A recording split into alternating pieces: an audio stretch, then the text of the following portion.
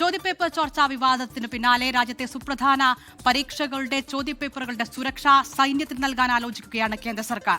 NEET പുനഃപരീക്ഷാ മുന്നൊരുക്കങ്ങൾ നേരിട്ട് വിലയിരുത്തി പ്രധാനമന്ത്രി നരേന്ദ്രമോദിയാണ് ഈ നിർദ്ദേശം മുന്നോട്ട് വച്ചത് എന്നാണ് വിവരം. നീറ്റ് UG ചോദ്യപേപ്പർ ചോർച്ചയിൽ പ്രതിരോധ മന്ത്രി രാജ്നാഥ് സിംഗിന്റെ അധ്യക്ഷതയിലാണ് ഇന്ന് യോഗം ചേർന്നത്.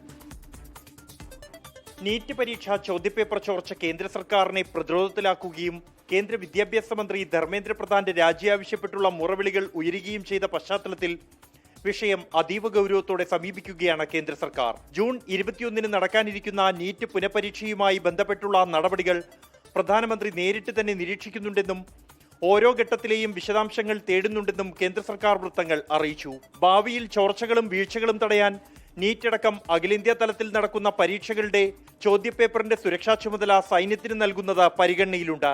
പ്രധാനമന്ത്രി തന്നെയാണ് ഇത്തരമൊരു നിർദ്ദേശം മുന്നോട്ട് വെച്ചതെന്നാണ് സൂചന. പ്രതിരോധ മന്ത്രി രാജ്നാഥ് സിംഗിന്റെ വസതിയിൽ ചേർന്ന ഉന്നതതല യോഗം നീറ്റ് പരീക്ഷാ നടത്തിപ്പ് ചർച്ച ചെയ്തു.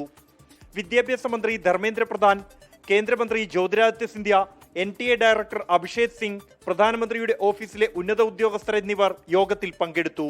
വിദ്യാഭ്യാസ മന്ത്രി ധർമ്മേന്ദ്ര പ്രധാന്റെ അധ്യക്ഷതയിൽ രാവിലെ ചേർന്ന യോഗം നീറ്റ് പുനഃപരീക്ഷാ ഒരുക്കങ്ങളും ചോദ്യപേപ്പർ ചോർച്ചയിലെ അന്വേഷണ പുരോഗതിയും വിലയിരുത്തി. 24 ഡൽഹി.